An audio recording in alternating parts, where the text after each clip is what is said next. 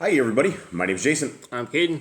I'm Jaden. I'm Eli. And we are the Yahoo and the Torah channel. And we thank you guys very, very much. It is a first day here in the land where we are. I'm sure it's first day where you guys are as well. We thank you for pulling up a chair to our little tiny table here out in the middle of a jungle. We are the people that, who and what, gentlemen?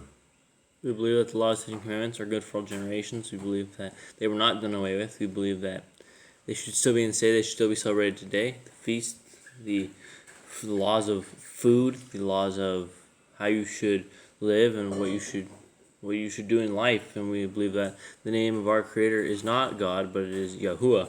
That He has a name, that it's not just a title, that it's not just a entity, but He is a person too. He has our traits because we are made in His image, and we believe that the name of our Creator is Yahushua, not Jesus, but Jesus is actually Name the of the Greek Son. name. The name of the Father is Yahuwah. What do I say? You said Yahushua. No, the name of the Son. The name of the Son is Yahushua. The name of the Father is Yahuwah. Jade, continue on. We believe He died for our sins and that He kept Who the law. died for sin? Father or Son? Yahushua's Son. Okay, do we believe in the Trinity? No, Why? because it's not biblical. Why not? It says It never Christians says- believe. Well, the Christians believe fake doctrine all the time. They believe things that don't exist, and they take one verse out of context. Now, the Christians will say that this walk in Torah is bondage. Eli, where's the bondage at? How do we free ourselves from this bondage if it's bondage? There is no bondage. It's basically what you would do, like the right things. Like there's nothing wrong with the Torah that would be bondage, that it would be hard to do, like a burden or anything. Well, that's not what 45,000 different religions say out there. They all say that this is bondage and they don't like to walk in these law, statutes, and commandments, when the message from Boss Clan, from us, is that this is the only way to live. There's no other way to live but inside of covenant with our Creator. There's no way that I would ever, I just would not want to live in this world without a Torah. We have been blessed, we have been gifted with this Torah. And it's not the people have made it into a bad word. They've made it into something that they deplore and they hate. And then they will say that they love God with all their heart, with all their mind, with all their soul. But yet they will not do what He asks them to do. And so I don't know how that is loving your parent with all your heart, mind, and soul when you are a belligerent child that goes against what He says. And for anybody who has had a family and has had kids, it's the same thing. When you ask your kids to do something, when they don't do it, it looks bad. The parents shun down upon that. It's not something good. So it's the same way with our Creator when we are bad children and when we go against it. And the laws of our Creator are super simple. There's things like don't drink the blood, don't harm the disabled, have right measurements and everything, be fruitful, multiply. These are all, when you say all these things, everything in here is positive, right? There's tons of negative stuff, but it's about when you are doing the wrong things, you are going to have a negative result. Because the Torah comes with two things. It comes with either blessings, if you keep them, or it comes with curses, if you don't. And so we are those people who believe that they are completely in existence today, the law, statutes, and commands that our Creator has loved us enough to give these to us. Now, what you're looking at, guys, you're looking at Yah Scriptures. This is a delivery date in June of 2024, delivery date for anyone that is wondering on this. We, instead of the first 1,000 that we ordered, we actually had to order 2,000 on this round to make this happen. And it is the greatest English translation that you will ever find, because the name of our Creator and the name of the Son, all of the forefathers, everything has been restored. The cool thing about this book is that it is a large print. And for me, that's exciting because I have not been able to read the regular scriptures because my eyes are so bad for a very, very long time. I have to read on tablets. I have to zoom it in. You guys hear me reading. You guys see what I'm doing. So that's why I'm very, very excited about this, because this is a book that lots of older folks are going to be able to read. They're going to be able to see this. And so with that, it is simply amazing. The free version of it, which is always free, the exact same version of the version we're printing, is free. You can grab this in the downloads. All of the downloads are in the description below. And this is one last thing right here. This is Amazon right here. This is, if you guys would like these Amazon books, these are tremendously good books. I would recommend everybody to have these in your library if you're able to afford them. But we give, there's like $2 profit on every single one of them. And we're still looking for people that want to help the brothers and sisters in chains with these books. We've been asking for a little bit. So we're hoping that somebody will come through at some point. And we have a list of guys that we can get these books to from Amazon. So if you guys would like to send some prisoners some books, shoot me an email, jboss008@gmail.com, and I can help facilitate all of that. Jade, we are in the 6th chapter of 2nd SHEMU'EL, or Jade or Kate or anybody, Eli. What's going on? What's the past? What's going down? Anyone? So last couple chapters, David became king. He started to rule. He had Judah, and then he ended up. He had Judah? He ruled Judah. Oh, okay. And then he ended up ruling over Israel after the son of Shaul was murdered by 2 of David's people. David executed them for that and punished them for killing a man that was innocent. And so now he rules the entirety of Israel, and he has been going to war fighting the people surrounding him. Okay. Anything else? Anyone have anything? All right, let's begin. Chapter 6, verse 1. Now David again gathered all the chosen men of Israel, 30,000. And David rose up and went with all the people who were with him from Baal Yahudah to bring up from there the ark of Elohim. That is called by the name Yahuwah of hosts, who dwells between the cherubim. Now this is have we ever heard that before? The name of the ark is called the name Yahuwah of hosts. I believe so. This is something that, this is new information when it comes as far as we're reading. I mean, obviously we've read this stuff before, but I mean, to this point, we haven't heard anything called the Yahuwah of hosts. Called the Ark of the Covenant. Okay, 3. And they placed the ark of Elohim on a new wagon and brought it from the house of Abinadab, which was on the hill, and Uzzah and Achaio, sons of Abinadab, were leading the new wagon. Okay, so Uzzah and Achaio are the sons of Abinadab. And they haven't had the Ark of the Covenant with them for a very long time, because this was during the time of Eli, which was years and years ago when it got taken away. So I don't even know if David was existed at that point. Yeah. And they brought it from the house of Abinadab, which was on the hill, with the ark of Elohim. And Achaio was walking before the ark. And David and all his house of Israel were dancing before Yahuwah, with all fir wood instruments, and with lyres, and with harps, and with tambourines, and with sistrums, and with cymbals. And when they came to the threshing floor of Nakon, Uzzah reached out toward the ark of Elohim and took hold of it, for the oxen stumbled.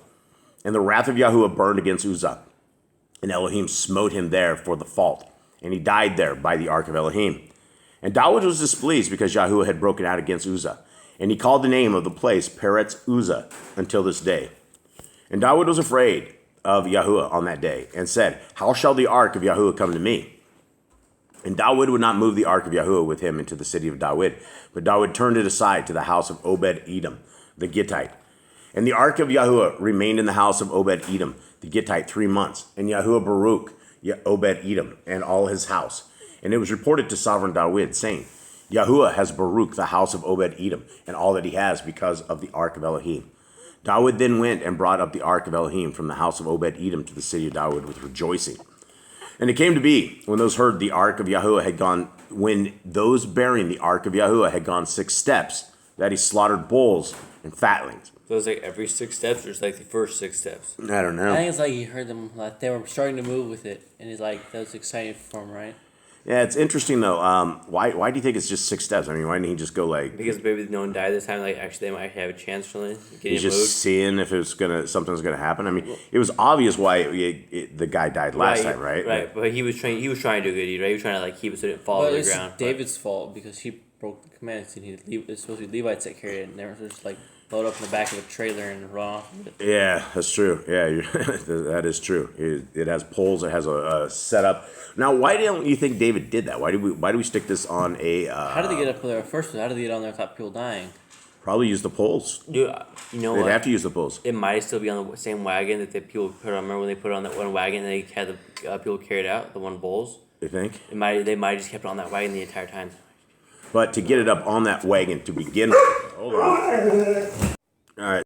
Sorry, everybody. That was our dogs blowing out, running away. Back to what I was saying. Back to this. I think it was the same wagon because I don't know how the Pelasgites got up there in the first place. Like they all should have died trying to get this thing on there, but somehow they put it on a wagon. Maybe they used pull something and didn't touch the ark. Yeah, maybe. All right, yeah, interesting. Okay, and David danced before Yahuwah with all his might, and David was wearing a linen shoulder garment.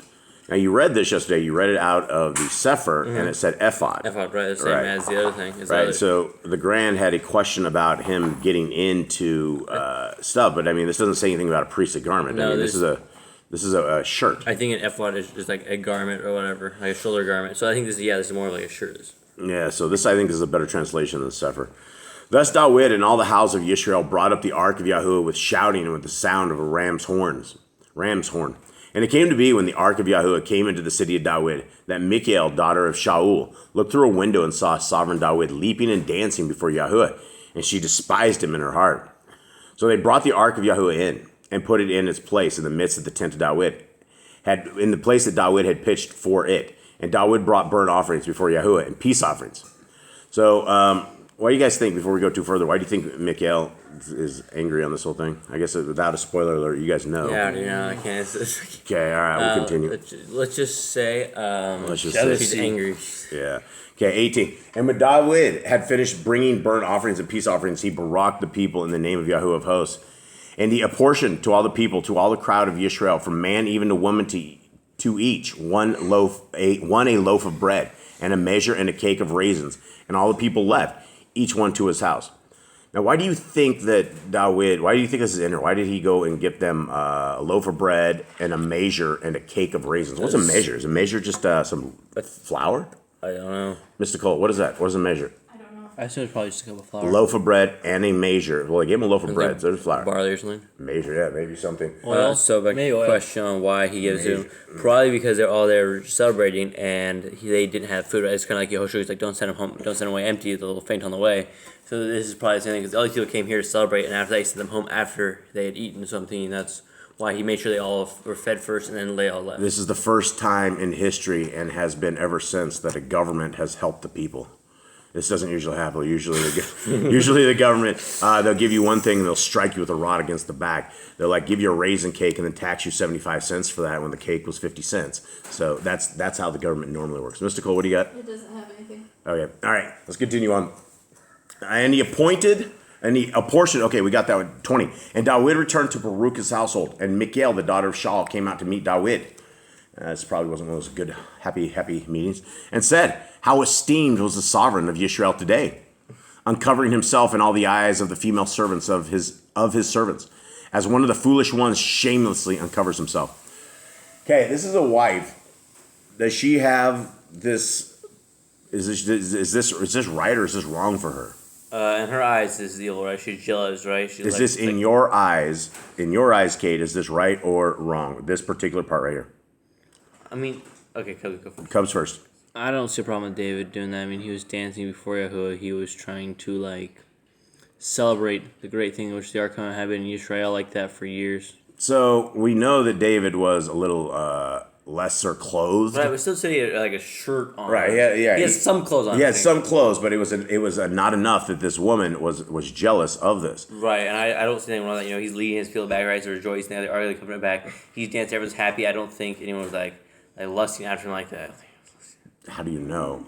Yeah, dude, what are you talking about, dude? The king. Can you imagine if Biden stripped off and started dancing around on the thing? Everyone would be like, nah, no, away. His mask would fall off and they'd find the 30-year-old guy underneath of it. Nobody's going down for that. Nobody's down with that. Okay, so is there anything wrong with David coming back and unclothed dancing, or is Completely unclothed.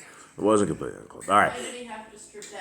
Why Mystical wants to know? So Mystical is Maybe over the there. armor he wears is really hot and causes needs a fresh breath air. Every picture I see of people that have done cartoons of David, number one, he's either beardless, he has no beard, and is in some shorts and looks like a beta male, or he, like today's thumbnail that you guys will see, this is probably what they thought, and you guys will have to see it. He's out in the middle of a street dancing with no shirt.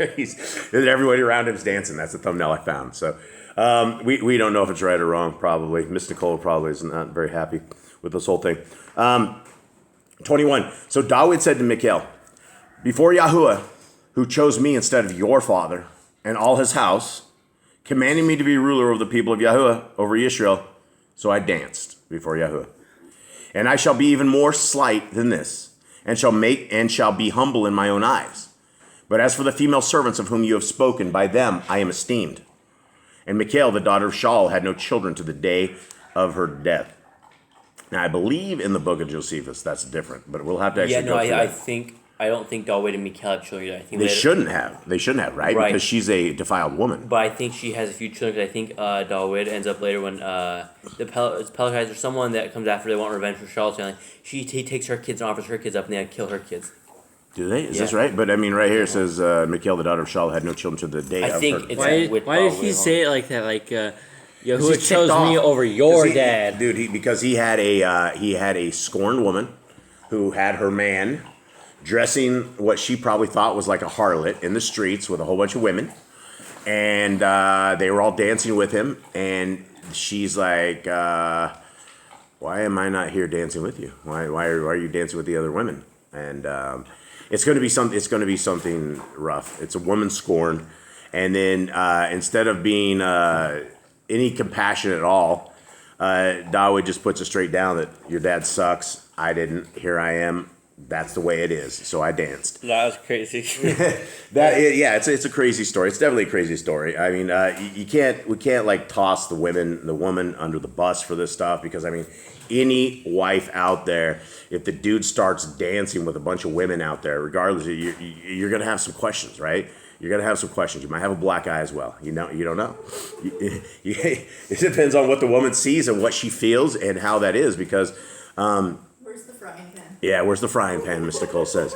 There you go. So that's a woman's take on this entire thing. So everybody, we hope that you guys have a wonderful day. We thank you guys for hanging out with us, for discussing this, for having some talks, some laughs, and for just being a part of our family.